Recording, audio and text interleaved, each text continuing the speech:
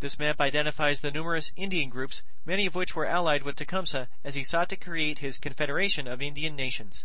The arrow points to the location of the Tippecanoe settlement.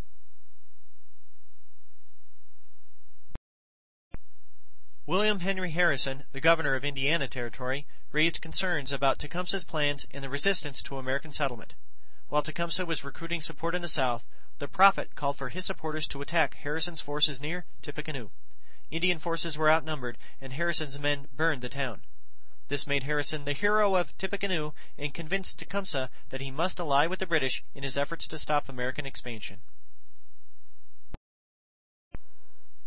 As tension rose between the Americans and the British on the seas, Native Americans and the British in the West drew closer to one another. This is seen in the image shown here of two Ottawa chiefs proudly displaying their British medals. Harrison called for war not only against Tecumseh, but the British as well.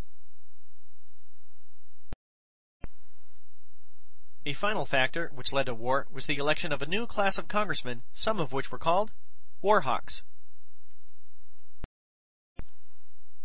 War hawk was the name given to members of Congress who were vocal supporters of war with Britain. They were strongest in the South and West.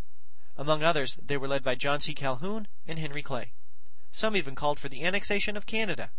By themselves, the war hawks would not have led the United States into war, but with other issues raising conflict, they were an added factor which led to war. Debate in Congress was quite bitter. Opposition to war with Britain was strongest where the Federalists were most popular, particularly the New England states and New York. However, in June of 1812, President Madison sent a message to Congress listing American grievances with the British. By the end of the month, the United States had issued its first declaration of war. War critics labeled this Mr. Madison's War. Fighting in the war lasted over 2 years. We'll explore some important battles next. Several forays by the Americans into Canada were unsuccessful in 1812. One led to the surrender of Fort Detroit. However, Oliver Perry defeated the British at Put-in Bay in 1813, giving the Americans control of Lake Erie. Tecumseh was also killed while fighting against the Americans in 1813. At the Battle of Bladensburg, included in the circled area of the map, American forces were routed by the British, who then went on to the nation's capital. While in Washington, D.C., the British burned the presidential mansion and several other buildings. They withdrew the next day, but not before the Capitol building was badly damaged as well. This image shows the British sack of Washington. Meanwhile, American negotiators met with British officials in Ghent, Belgium. There they agreed to end hostilities between the two countries. However, neither impressment of sailors nor shipping rights were discussed in the treaty. The issue became moot by this time, as fighting in Europe had already ended. Essentially, the treaty restored British-American relations to what they had been before the war. Negotiations were complete December 24, 1814, but it took nearly 2 months for news to reach the United States. In the meantime, fighting raged in the South.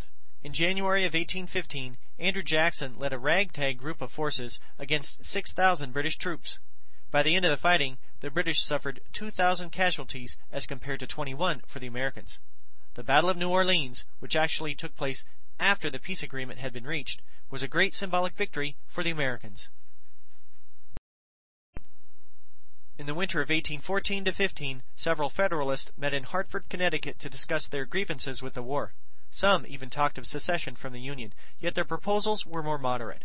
Among others, they supported constitutional amendments requiring a 2/3 vote of Congress to declare war, and, in what was clearly aimed at the Virginia dynasty of Jefferson and Madison, wanted to prohibit the election of 2 presidents in a row from the same state.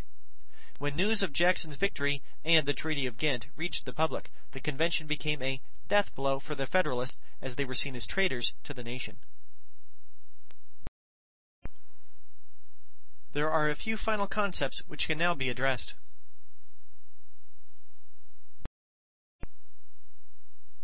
One result of the events which took place during this era was the emergence of several symbols of American nationalism. There were 3 symbols of this emerging nationalism. First, after the presidential mansion was damaged following the British invasion, its walls were painted white, leading to the appearance of a White House. While observing the Battle of Fort McHenry as a prisoner on a British ship, Francis Scott Key wrote the words to the Star-Spangled Banner, which was later set to music and became the country's national anthem.